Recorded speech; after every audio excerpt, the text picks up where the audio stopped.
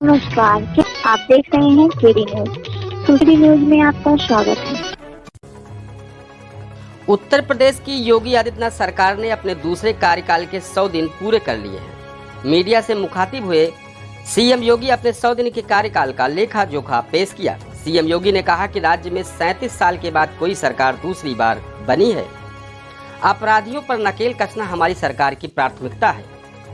इसी कड़ी में 100 दिन के योगी सरकार के कार्यकाल को लेकर सुल्तानपुर जनपद में पुलिस ने भी जानकारी दी। इस 100 दिनों में योगी सरकार के फरमान अभी तक जनपद में अपराधियों पर क्या कार्रवाई हुई है, इस पर पूरी जानकारी देते हुए सुल्तानपुर जनपद के नवागत तेज तर्राक पुलिस अधीक्षक सोमेन वर्मा ने मीडिया से बातचीत करते हुए बताया कि गौकसों, भूमाफियाओं, तस्करों समेत तमाम तरह के अपराधियों पर हमारी नजरें गड़ी हुई है और कार्रवाई की जा रही है। पिछले 100 दिनों की अगर पुलिस विभाग अपनी कार्रवाई देखे तो करीब 180 जनपद के टॉप 10 अपराधी चिन्हित हैं। 50 पर गैंगस्टर लगाया गया है। 90 के ऊपर जेल में हैं। 55 लोगों को दोबारा अरेस्ट किया गया है। इस पूरी प्रक्रिया में पुलिस द्वारा 7.5 करोड़ की संपत्ति भी जब्त की गई है। इस पूरे मामले पर पुलिस अधीक्षक सोमेन वर्मा क्या कहते हैं, आप भी सुने।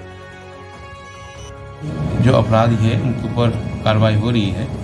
पिछले 100 दिनों का अगर हम अपनी कार्रवाई देखें तो करीब 180 टॉप 10 पूरे जनपद सुल्तानपुर से चिन्हित थे, जिनके ऊपर 50 के ऊपर गैंगस्टर के मुकदमा लिखे गए हैं, 90 के ऊपर जेल में है, करीब 55 लोग अरेस्ट हुए हैं दोबारा से। उसके अलावा पूरे प्रोसेस में 7.5 करोड़ रुपए की इनकी संपत्तियां भी पुलिस के द्वारा जब्त की गई है। धन्यवाद। ठीक।